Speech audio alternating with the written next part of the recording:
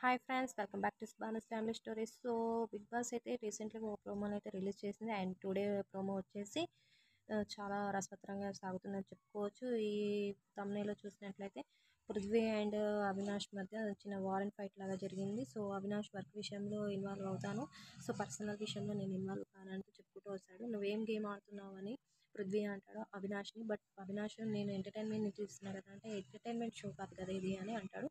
So ఏంటి, what is the show of meaning అని అవినాష్ అడుగుతాడు. బట్ ఆ పృథ్వీ అంటాడు it's a big entertainment show అని చెప్తాడు. సో మరి నేను చేస్తున్నది ఏంటి అనేసి చేస్తాడు.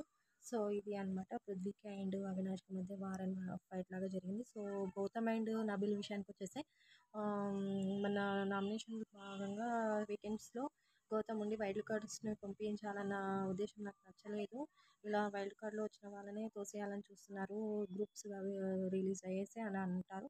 సో ఆ భాగంలో వైల్డ్ కార్డ్స్లో పంపాలన్న విషయం నాకు నచ్చలేదు అనేసి నబీల్ అంటాడు. సో నువ్వేం చేస్తున్నావు, నీలో అంత ఫైర్ లేదనేసి నబీల్ పృథ్వీని, ఐ మీన్ గౌతమ్ని అంటాడు.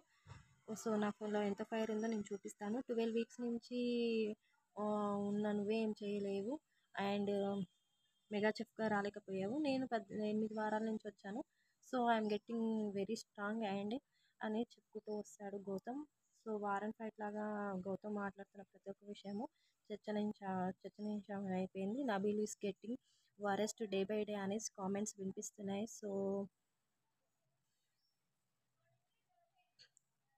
సో ప్రతి ఒక్క ఇంటి సభ్యులు వార్ అండ్ వార్ లాగా అసలు మాటలతోటి యుద్ధం లాగా చేస్తున్నారు.